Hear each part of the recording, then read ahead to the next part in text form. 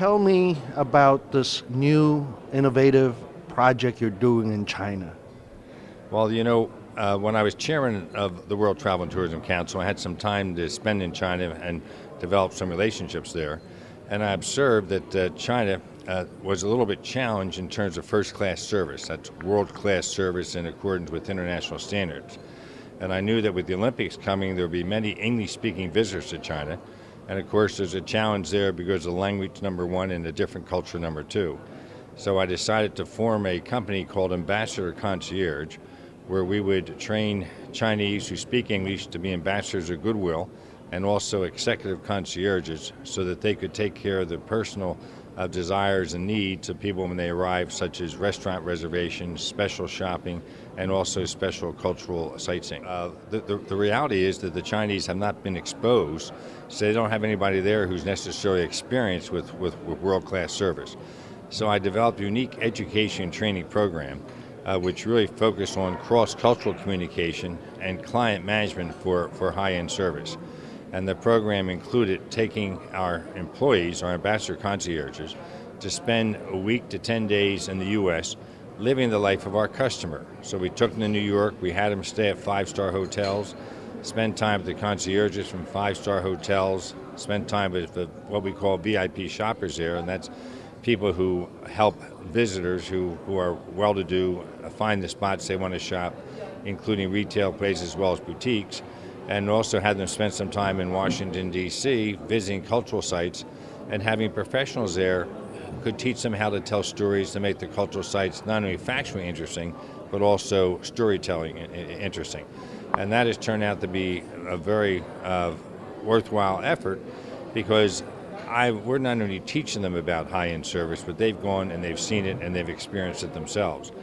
As a result of that effort of developing this education and training program, we undertook it about the same time that the national government of China was undertaking its new 5-year plan. And part and parcel of that 5-year plan is a focus on migrating from a low-wage manufacturing and agricultural economy to a higher-wage product and high-service economy.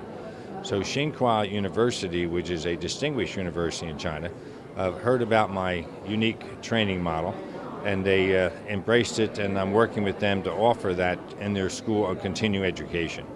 The Chinese education system is really built around memory and rote. It's not built around necessarily of feel and touch and understanding.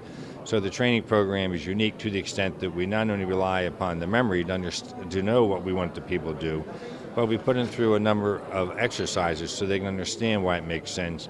And of course, the experience of going to the U.S. and actually seeing firsthand and experiencing world-class service sort of brings it home more effectively. China has typically tour guides, and those tour guides are generally trained by the government, but it's really just facts about buildings and things of that nature.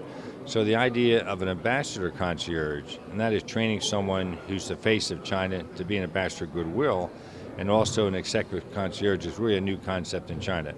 Typically, we are employing people between 25 and 35 years of age. In China, they're the ones who normally have some sense of the English language. They've been trained to speak the English language.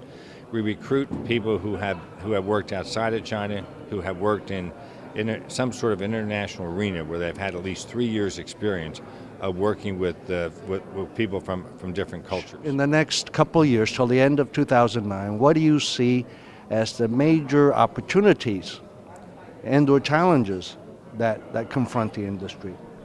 Well, from a background point of view, WTTC was founded on the idea that there was a need for an umbrella group in the travel and tourism industry that represented all sectors, the airlines, the hotels, the credit card companies, the restaurants, who could create awareness of the social and economic impact of travel and tourism.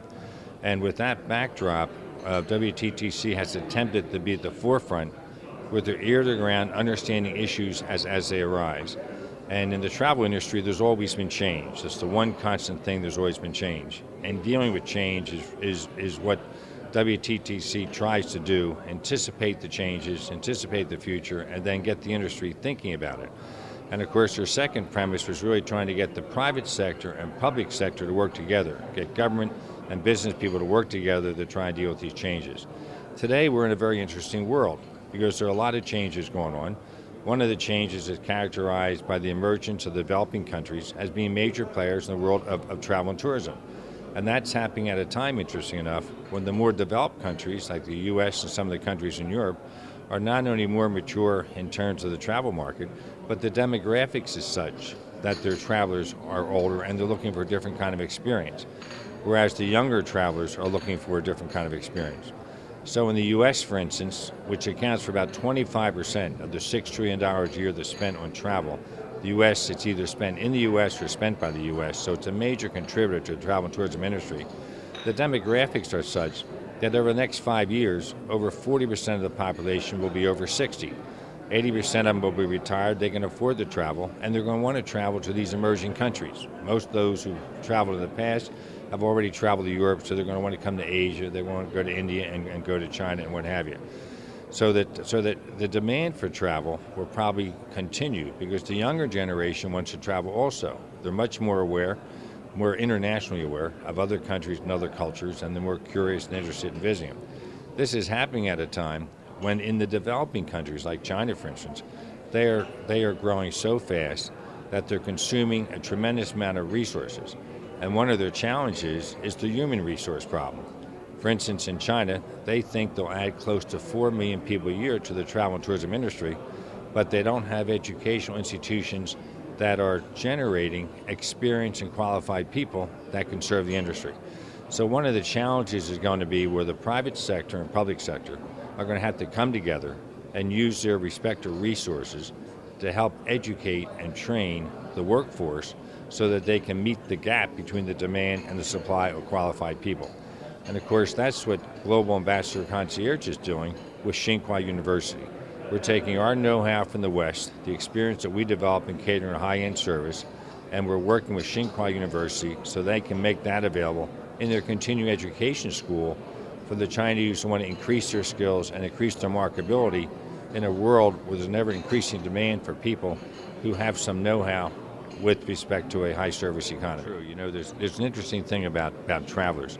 They have needs and wants, and the needs are sort of the commodity end of it. They need transportation to go from point A to point B.